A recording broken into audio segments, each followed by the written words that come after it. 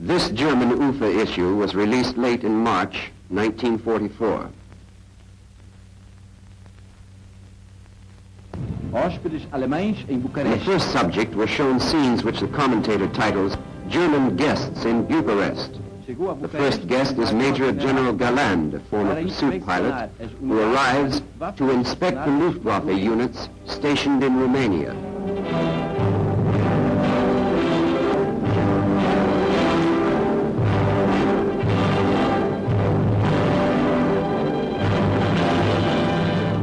The second guest, identified as Professor Sauerbruch, the medical general and counselor of state who operated on King Michael a short time ago. During his stay in Romania, he visits some hospitals in Bucharest.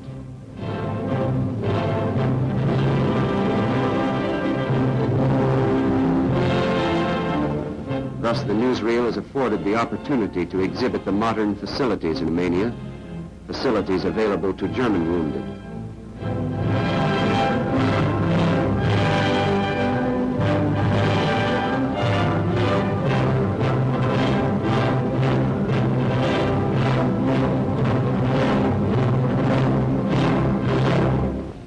The subject in the French Alps is mainly scenic. The commentator says, new snow plows of modern construction are put into use to clear the roads of the great mass of ice. Another subject remote from the war, showing healthy and happy children enjoying themselves in the region of Bohemia and Moravia. This is the 1944 ski championship, which the commentator says took place in the general government. This subject showed an international wrestling contest between German, Slovak, and Norwegian wrestlers. The commentator says the German wrestlers showed great superiority over their guests. The four non-war subjects included in this issue comprise about 35% of its total. In Belgrade, some new Serbian police divisions take the oath. There have been many subjects on new military formations in Croatia and Serbia. This is the first mention of a police division, however.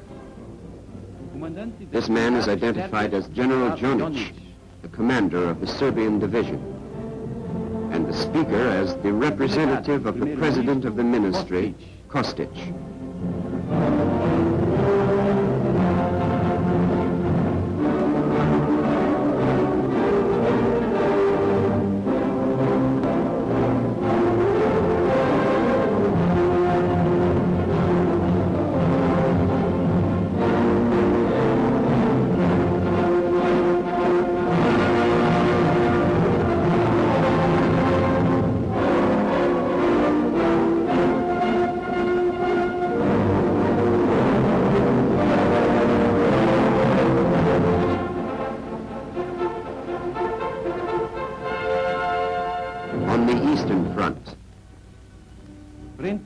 This is one of the weakest Eastern Front treatments ever shown. Its placement in the issue tells a story in itself, but the subject of most importance in showing Germany invincible and victorious is always placed last in the reel. An Eastern Front subject has almost always been either last or next to the last. In this issue, the subject is practically in the middle. The attempt is made, of course, to leave the spectator with an impression of initiative and advance. For although the first line the commentator says is that new defense positions are taken up, the remainder of the subject is about attacking, and the enemy is said to leave the town in flames. The commentator says, here the German soldiers are as well treated as during the first year of the war. Tanks carry on an attack. Inicia ataque.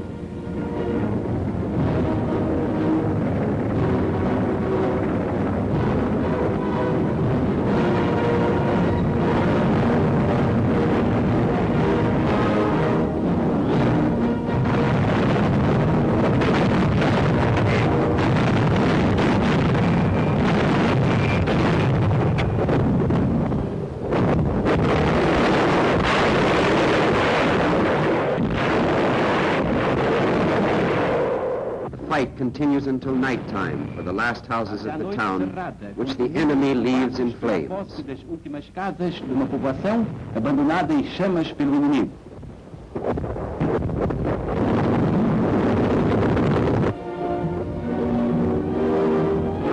effect of German arms. Das armas alemãs.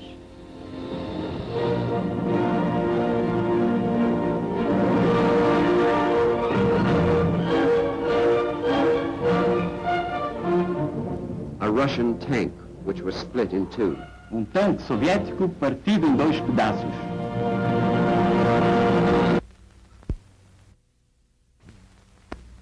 This is the Italian front. Commentator says the bridgehead of Nettuno is continually reduced by the German troops. Reduzida pelas tropas alemãs. Numerous prisoners are taken and the wounded prisoners are treated.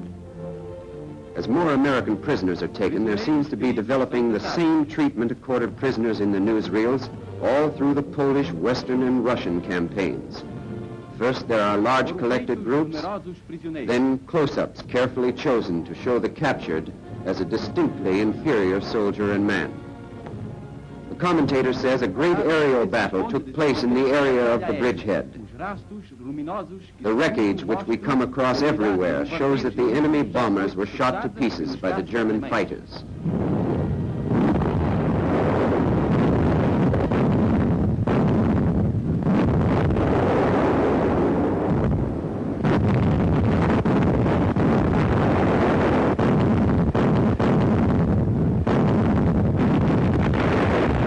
Combate de paraquedistas prepara-se para ataque. A group of parachutists prepare for an attack.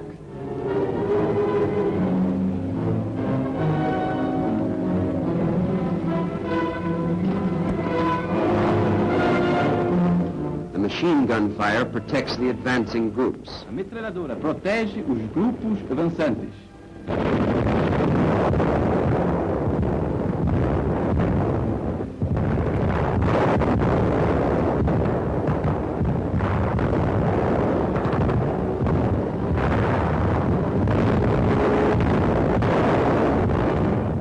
German artillery sets up a heavy fire against the bridgehead.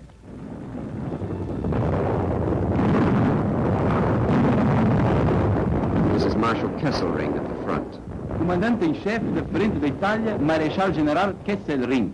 The heaviest artillery transported by rail during the attack on Anzio. These railroad guns have been shown often, but they appear here to really be in use in this action.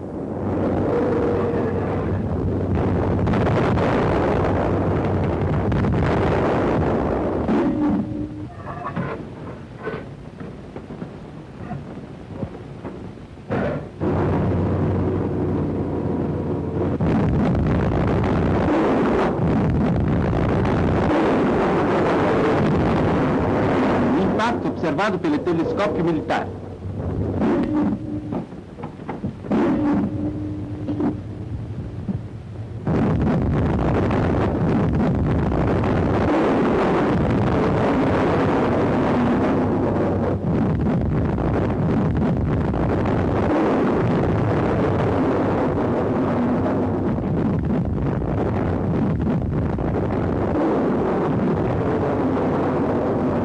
The commentator titles this, Defense Against the Anglo-American Air Offensive.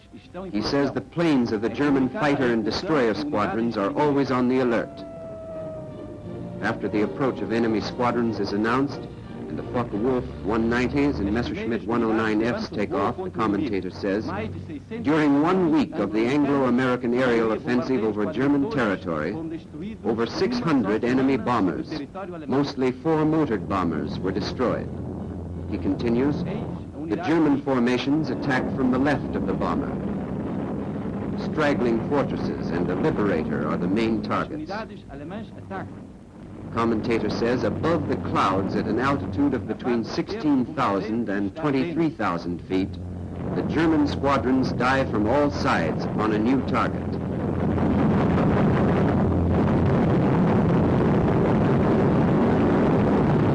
Sobre as nuvens, numa altura entre 5 a 7 mil metros, as unidades alemãs atiram-se de todos os lados sobre uma nova esquadrilha inimiga.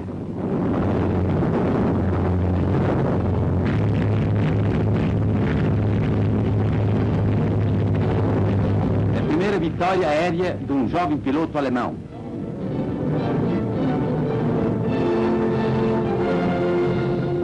This young German pilot, the commentator says, has had his first victory.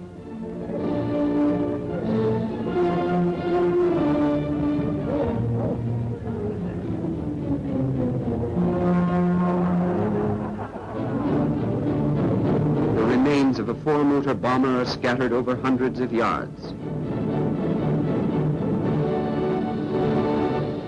Escombros de bombardeiro quadrimotor espalhados. He says this plane made a forced landing.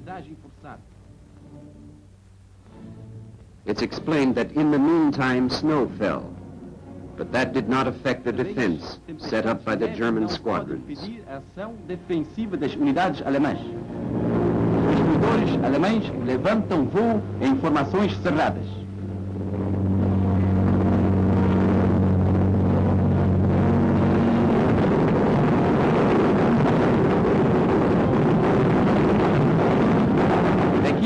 O inimigo. Este bombardeiro acaba em chamas.